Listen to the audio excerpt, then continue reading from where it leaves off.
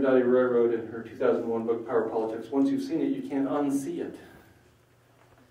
And once you've seen it, keeping quiet, saying nothing, becomes as political an act as speaking out. There's no innocence.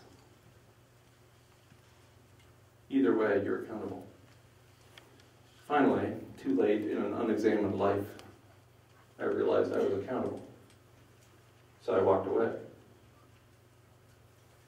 I walked away from a life I loved, teaching at a major university, teaching poetry in prisons, teaching honors students and others. And I loved that life, but you cannot point out the dark underbelly of industrial civilization and live at the apex of empire and look at yourself in the mirror every day.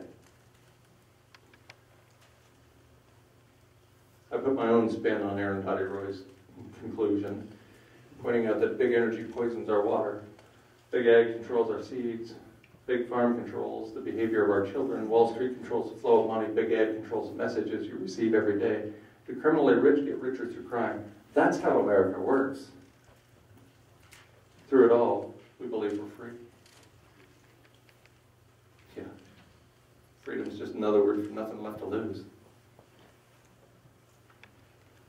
What we have here at the apex of empire, here in the United States, the biggest and most violent, most destructive empire in the history of the world, is privilege. A huge amount of privilege. Most of that privilege results from transforming wildness into cities. If we are to thrive in the post-carbon era, if we're to thrive in any era, including the post-carbon era to come, we only need to take care of four things that we have some control over. We need secure, safe water, healthy food. We need to maintain our body temperature about 37 degrees Celsius, that's 98.6 if you're doing that in Fahrenheit. And we need to create and maintain a decent human community. We can do that. This ain't exactly rocket surgery. To use the line of the last presidential campaign, yes, we can. Actually, Barack Obama, knowing what was coming, said, yes, we can. He was talking about preserving peaches and pears. Yes, we can. And it goes through like a wave. Yes, we can do this. I'm going to present a couple of templates for durable living that have been proposed by others. One of those is transition towns.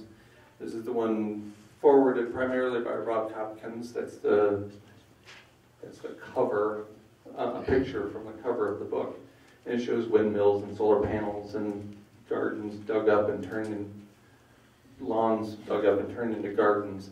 And that piece of paper that's going around, that little notebook that's going around, has you signing up to learn more about the transition town movement in Muskegon.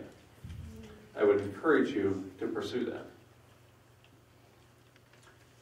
If economic collapse doesn't come this year, and I don't know that it will, and I don't know that it won't, it's coming.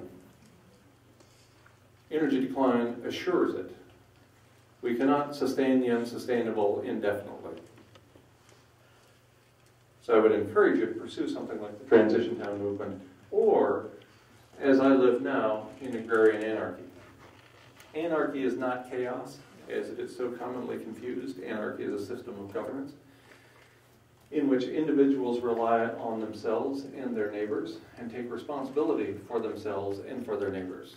I live in agrarian anarchy at the age of empire in a small community where I take responsibility for myself and for my neighbors, and those neighbors are humans and otherwise. If you think agrarian anarchy is wacky, think about Henry David Thoreau, or more recently, Wendell Berry, or that wacky Thomas Jefferson who built Monticello as an example of agrarian anarchy, as you see here in the picture.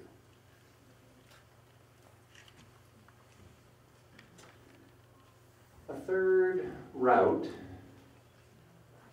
and I present this primarily for the youngsters in the audience because some of us are a little old to hit the road with our feet, is to travel.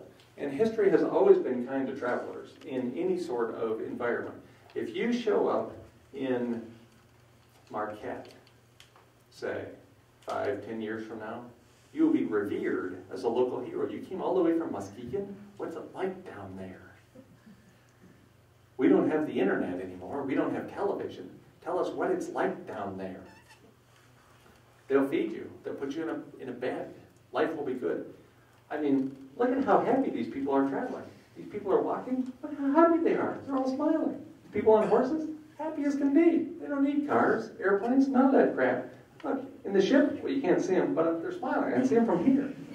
These are happy people. Sailing ships? This is great stuff. Really, this is my best stuff. It's as good as I get.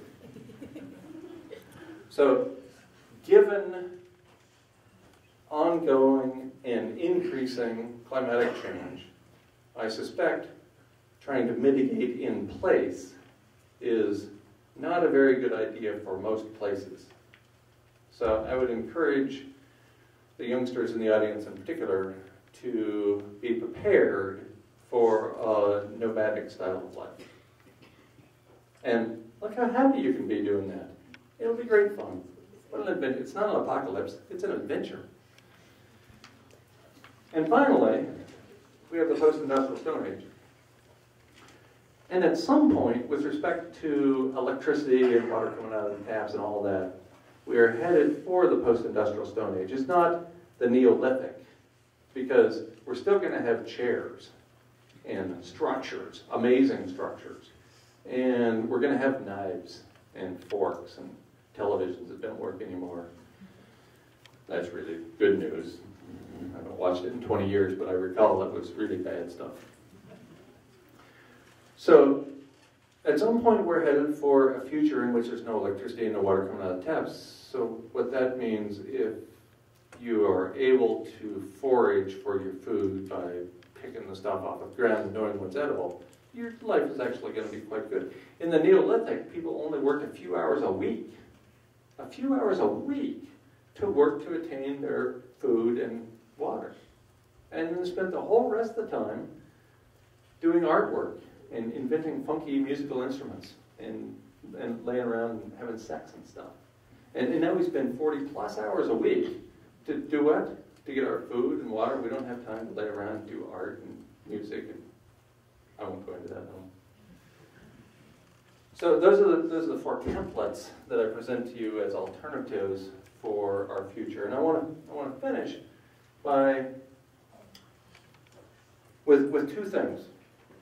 Pointing out yet again that in my entire life, the world has gotten worse and worse and worse every year by driving more species to extinction, by fouling more water, by fouling more air, by draining more of our soil into the Gulf of Mexico, and on it goes. And we get to see the world become a better place every year in the not-too-distant future. When we stop pummeling the earth, pummeling the tar sands into submission, so that we can drive around a little bit more, so we can have a few dollars more. We're going to see the world become a better place.